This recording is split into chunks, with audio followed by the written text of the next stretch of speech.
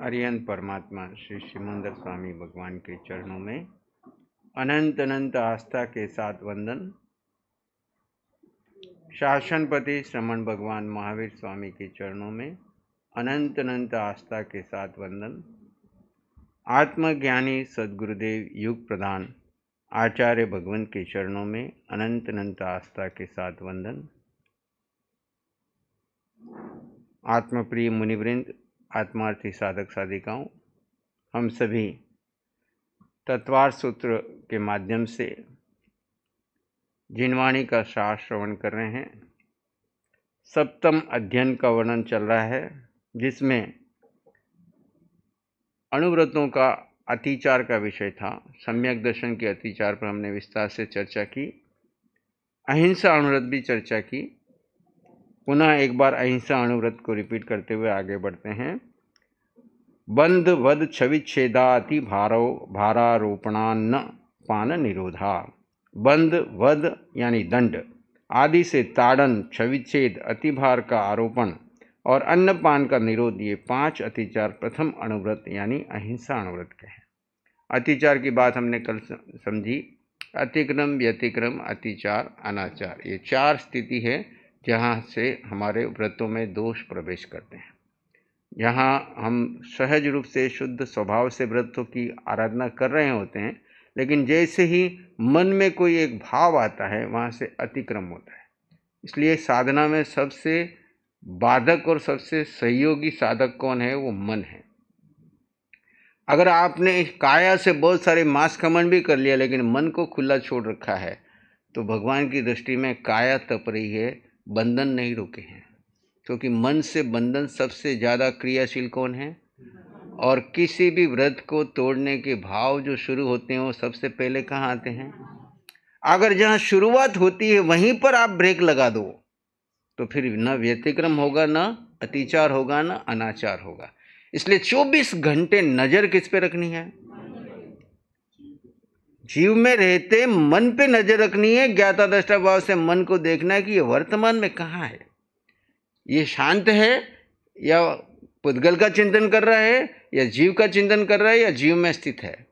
जीव में स्थित है तो महानिर्जरा चल रही है, मन शून्य है, मन शांत है, मन में कोई विचार नहीं है, निर्विचार निर्विकल्प समाधि है, तो आप उस समय केवली समान है।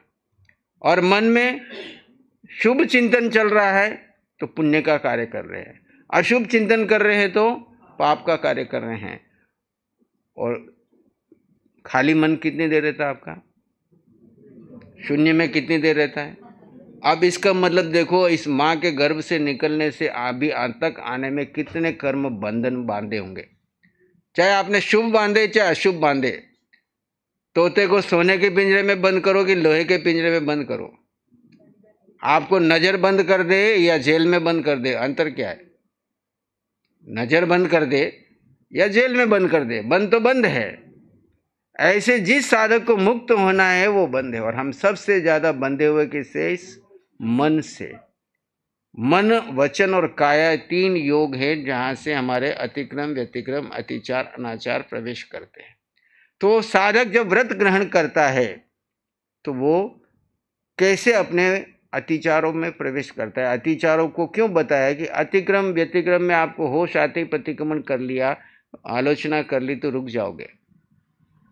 अतिचार में आंशिक दोष लग गया और अनाचार में व्रत टूट जाता है, उसका प्रायश्चित मिलता है, दंड मिलता है। अतिक्रम व्यतिक्रम में मानसिक स्तर के ऊपर या वैचारिक स्तर पे चला, और लेकिन अनाचार में अंशतः दोष लग गया और आप वहाँ पे खेद करते हो मेरे से ये दोष लग गया, मेरे से गलती हो गई, आगे से ऐसा नहीं करूँगा। वहाँ पे प्रायश्चित का भाव आता है, आलोचना का भाव आता है। वो साधक फिर भी सुधर जाता है। लेकिन जो कहता है ठीक है, पंचम आ रहा है, चलता है, हो गया है, सब कर रहे हैं, मैं भी करूँ तो क्या फ़र्क पड़ता है, उसके व्रत भी टूटते हैं, दोष भी लगते हैं, बंधन भी बनते चले जाते हैं, वो रुकता नहीं है। तो 5 अतिचार अहिंसा व्रत में लगते हैं। बंध, वध, छविच्छेद, अतिभार, आरोपण और अन्नपान का निरोध। किसी प्राणी को बांधना, पुराने जमाने में गाय भैंसों को बांधते थे, वो व्यापार था। आजकल कुत्तों को बांध के रखते हैं घर में, उनके साथ छविच्छेद करते हैं, उनको जरूरत पड़ी तो वो नहीं मानते तो फिर उनके साथ उनको दंडित करते हैं। तो ये सब बंध वध और छवि छेद, उनके अंग उपांग को काटना, अति भार, उनको ऊपर भार का आरोपण करना। अब पुराने जमाने में ये था, तो आज की तारीख में आप किसके साथ क्या कर रहे हैं वो देख लीजिए। ये नहीं कि वही अत्याचार है। मेन बात समझना है कि किसी को बांधना, किसी को मारना पीटना, किसी को प्रताड़ित करना, ये बंधन का कारण है, ये अत्याचार है। छवि छेद, किसी के अंगोपांगों को काटना, और अति भार, जिसकी क्षमता है उससे ज़्यादा काम लेना।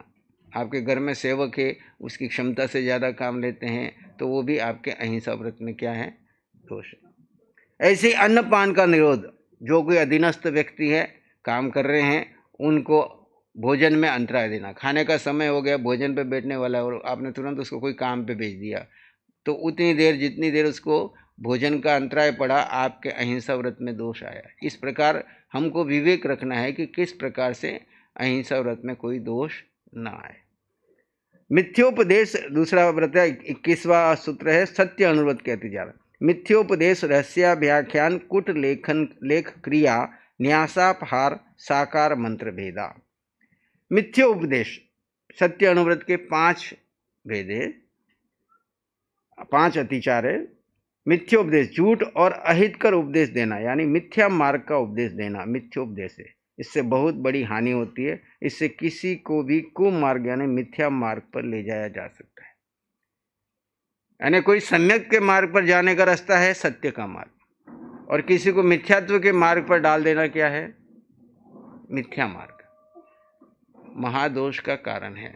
आपने मुख से झूठ नहीं बोला, वचन नहीं बोला, पर उसको रास्ता गलत दिखा दिया, और जो सत्य के रास्ते पे जाने वाला था, संयोग उसको मिल रहा था, लेकिन आपने असत्य के रास्ते के ऊपर उसको डाल दिया, ऐसा उपदेश दिया है ना। मिथ्या उपदेश देना, मिथ्या मार्ग का उपदेश देना, यह बहुत बड़ी हानि है। इससे किसी को भी कुमार्ग यानी मिथ्या मार्ग पर ले जाया जा सकता है। रहस्य व्याख्यान, किसी का गुप्त रहस्य या मर्म प्रकट कर देना। कहीं से आपको मालूम पड़ा, परिवार का, अन्य किसी का कोई गुप्त रहस्य मालूम पड़ा, और आपने उसको प्रकट कर दिया बाहर, तो ये आप कहोगे मैंने तो जो देखा वो बता दिया, मुझे मालूम था होता है, मैं झूठ कहाँ बोला हूँ। लेकिन वो आपके सत्यव्रत में अतिचार है, आपका सत्यव्रत में दोष आता है। किसी के भी गुप्त रहस्य को प्रकटना नहीं करना चाहिए। वो आजकल के होशियार बच्चे क्या कहते हैं, मैं तो माया नहीं कर रहा हूँ, जैसा देखा हूँ वैसा बता रहा हूँ। मैंने कहा मुंह के ऊपर ही किसी को झूठा टोक देंगे, कुछ भी उल्टा सीधा शब्द बोल देंगे। बोले मैं उसको हम सिखाएंगे, भाई व्यवहार है, किसी के सामने ऐसी शब्द नहीं बोलते हैं। वो कहते आप मुझे माया सिखा रहे हो। माया नहीं सिखा रहे, सत्य भी कड़वा कटु ऐसा किसी का रहस्य आप प्रकट करोगे तो आपका सत्यव्रत टूटेगा, और आप उसको भी पीड़ा पहुंचेगी, आपको भी जीवन में कष्ट भोगने पड़ेंगे जब उसके फल आएंगे तभी। इसलिए विवेक रखना है। ध्यान देने योग्य एक ऐसी क्रिया है जिसे यदि हंसी ठट्ठा आदि विनोद या हास परिहास के लिए की जाती है तो यह अतिचार होगा। यदि काम वासना आदि के वशीभूत होकर की जाती है तो व्रत भंग का दोष आ जाता है।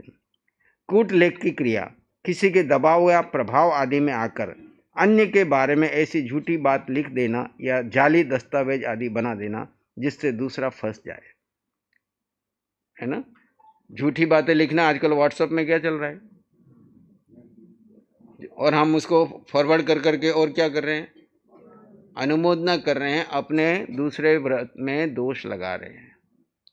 ये जितने चीज़ें नई नई बढ़ रही है उतनी आपको जाल फंस रहा है, उसमें फंसे जा रहे हो। झूठ की चीज़ें आपको लग रहा है कि ये किसी का रहस्य है, किसी की झूठ की बात है जो वास्तव में सत्य नहीं है, तो मैं उसको क्यों प्रोत्साहन दूं और क्यों उसको आगे बढ़ाऊं। झूठी बात लिख देना या किसी के झूठे दस्तावेज बना देना, किसी के प्रभाव में आके, प्रेशर में आके, आप कहीं काम कर रहे हो, ऑफिस में काम करते हो, आपको रिश्वत मिल गई और उस रिश्वत में आकर के आपने झूठे दस्तावेज बना करके दे दिया, आपकी साइन की वैल्यू है, आपने साइन करके वैसे दे दिए, तो आपने अपने दूसरे व्रत में दोष लगाया है, जिससे दूसरा फंस जाए। कूटलेख क्रिया, जिसके इसमें जो बात उसने जिसने नहीं कही हो उस बात को दूसरों को ठगने के लिए लिखी जाती है। तीसरा है न्यासापार, किसी ने धन संपत्ति आपके पास रखी हो, फिर जितनी रखी थी उससे कम मांगे, यदि मांगने वाला भूल गया हो आप जानबूझकर भी कह दें कि जितना तुम्हें याद हो उतना ले आओ, यह न्यासाफार है।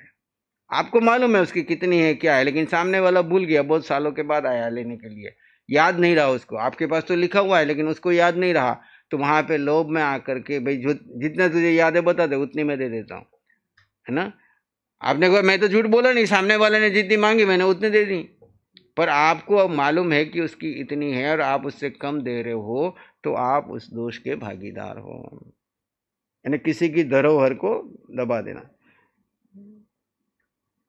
किसी की धरोहर को जानबूझ करके पचा जाना न्यासापार। हमको मालूम है कि ये उसकी है, जान रहे हैं, समझ रहे हैं, फिर भी आपकी नीयत में फेर आ गया और उसको दबा देना, ये अपने दूसरे व्रत में अतिचार है। साकार मंत्र भेद, चर्चा वार्ता से अथवा मुख के हाव भाव से दूसरे की मन की बात को जानकर समझकर लोगों पर इसलिए प्रकट कर देना कि उसकी बदनामी हो।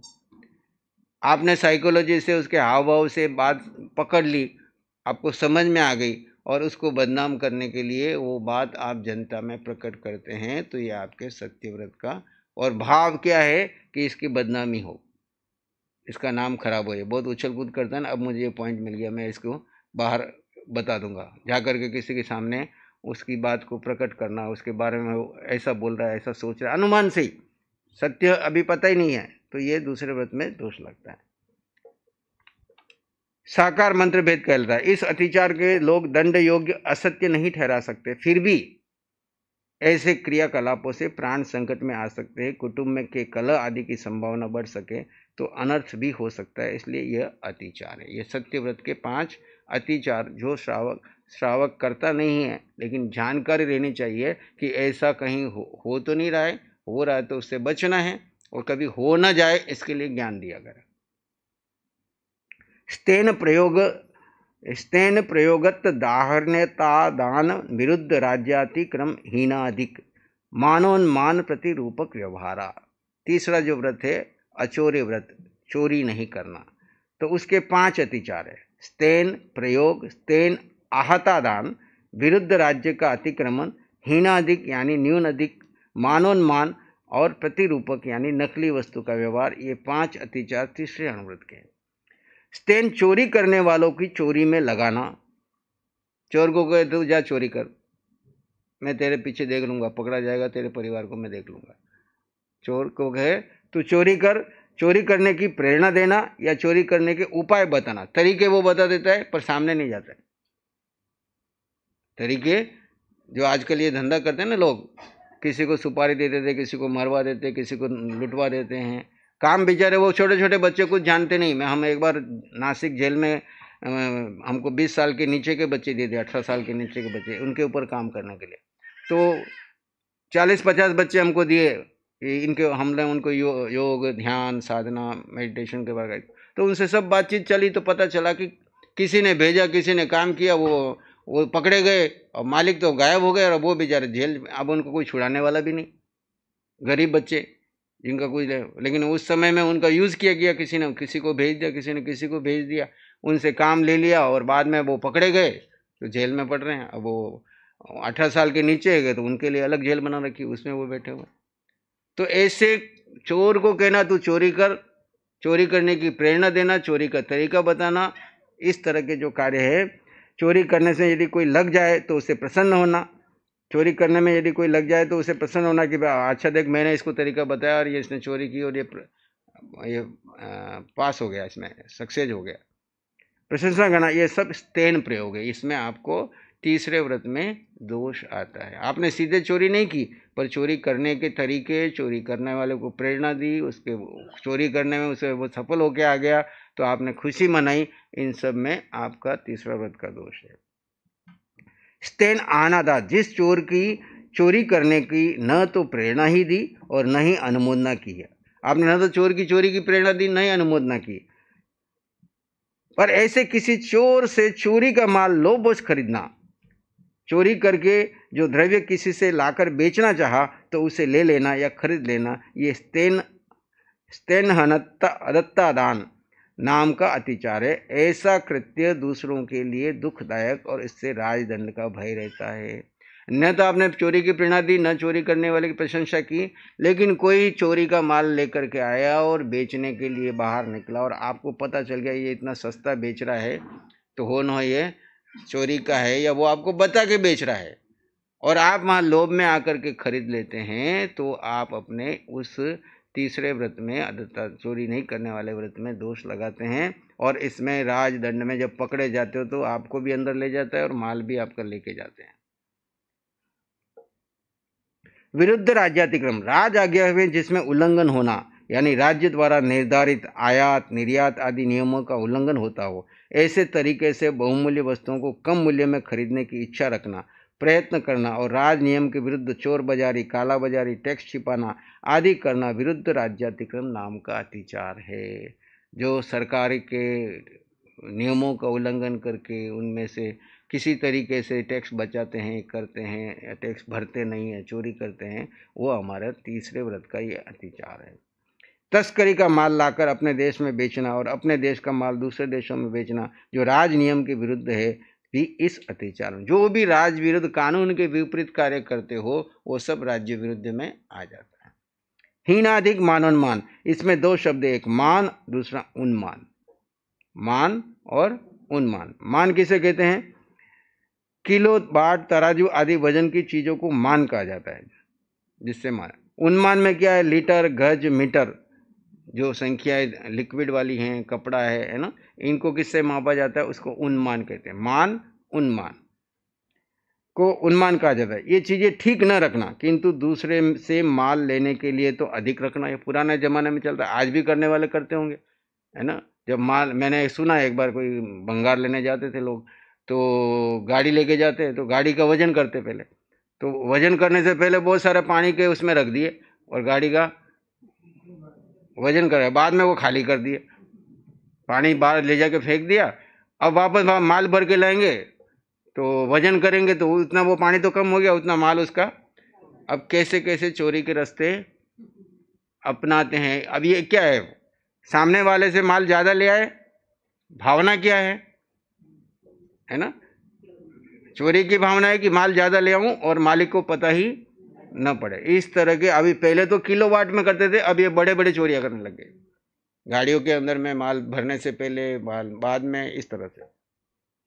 अधिक रखना, दूसरों को अपना माल बेचने के लिए कम कर रखना, और जब बेचना जाना होगा तो उसमें उस तरह का काम करेंगे। यानी बाट, तराजू आदि दो तरह के रखना हीनाधिक मानोन्मान नाम का जाए। प्रतिरूपक व्यापार, व्यापार में ठगी करना अथवा नकली चीजें असली कहकर बेचना। प्रतिरूपक दिखती एक जैसी है, लेकिन नकली असली में फेर नहीं पड़ करके आज बाजार में कितनी है मिलावट का, जितना धंधा चल रहा है सब इसके अंदर आ जाता है कि मिलावट करना, मायाचार सारा। आज खाने पीने की चीज़ों में मिलावटें हो रही है, दूसरी चीज़ों में मिलावटें हो रही है, जितने भी मिलावट का कार्य है ये है। व्यापार में ठगी करना, नकली चीज़ें असली कहकर बेचना, जाली सिक्के ढालना, नकली करेंसी बनाना, खरी असली वस्तु को खोटी वस्तु मिलाकर बेचना, जैसे दूध में पानी मिलाकर बेचना, घी में चर्बी मिलाकर बेचना, मसालों में अखाद्य वस्तुएं मिलाकर बेचना, ऐसे कार्यों को प्रतिरूपक व्यवहार कहता है। ये सब एक श्रावक को इस प्रकार के कार्य नहीं करने चाहिए, करता है तो उसके तीसरे व्रत में दोष आता है। ब्रह्मचर्यानुव्रत, स्वदार संतोष के अतिचार। चौथा व्रत है कि जो गृहस्थ के लिए स्वपत्नी स्वपति के अलावा सब प्रत्याख्यान होते हैं, उसमें कैसे दोष लगते हैं। पर विवाह करने पर परिग्रहिता अपरिग्रहिता गमनानंग क्रीड़ा तीव्र कामाभिवेशः। 23 सूत्र में पर विवाहकरण, इत्वर परिग्रहिता गमन, अपरिग्रहिता गमन, अनंग क्रीड़ा और तीव्र कामाभिनिवेश, ये 5 अतिचार चौथे अनुव्रत के हैं। पर विवाहकरण, दूसरे के लड़के लड़कियों का कन्यादान के पुण्य की इच्छा से या स्नेहवश विवाह करवाना पर विवाहकरण है। पर विवाह में क्या है कि समाज में सब तरफ मेरा नाम हो और ये मैं कन्यादान करूं और ऐसे सारा इकट्ठा करके दूसरों के विवाह की वृत्ति में लिप्त रहना और उसी में लगे रहना, ये पर विवाह करने में आता है। इत्वर परिग्रहिता गमन, व्याभिचार से लिप्त स्त्री व्याभिचारिणी कहलाती है, इसे इत्वरिका कहा जाता है। परिग्रहिता किसी की ब्याही स्त्री को कहते हैं। इस प्रकार किसी भी ब्याही व्याभिचारिणी स्त्री के साथ संबंध रखना इत्वर परिग्रहिता गमन नाम का अतिचार है। अपरिग्रहिता गमन, किसी ने जिसे रखा भी न हो और जो किसी की ब्याही भी न हो उसके साथ संबंध रखना अपरिगितागमन नाम का अतिचार है। अनंग क्रीड़ा, काम सेवन के अंगों को छोड़कर अन्य अंगों से रति करना, कुचेष्टा करना, काम का सेवन करना अनंग क्रीड़ा नाम का अतिचार है। काम संबंधी समस्त विकृति विकारों का समावेश इसमें हो जाता है। तीव्र कामाभिनिवेश, काम भोगों की निरंतर इच्छा रखना, उत्कट वासना रखना, काम सेवन की अत्यधिक तीव्र लालसा रखना, तीव्र कामाभिनिवेश नाम का 5वां अतिचार है। ये 5 अतिचार हमारे चौथे शील व्रत के अंतर्गत बाधक हैं, इनसे भी साधक को बचना चाहिए। ब्रह्मचर्य अनुव्रत का साधक विशिष्ट विरति वाला होता है। वह रति क्रीड़ा के सुख से आसक्ति नहीं रखता, ध्यान देने योग्य है। अतिचारों से व्रत मलिन होता है और मलिन व्रत भव सागर का निस्तारक नहीं होता।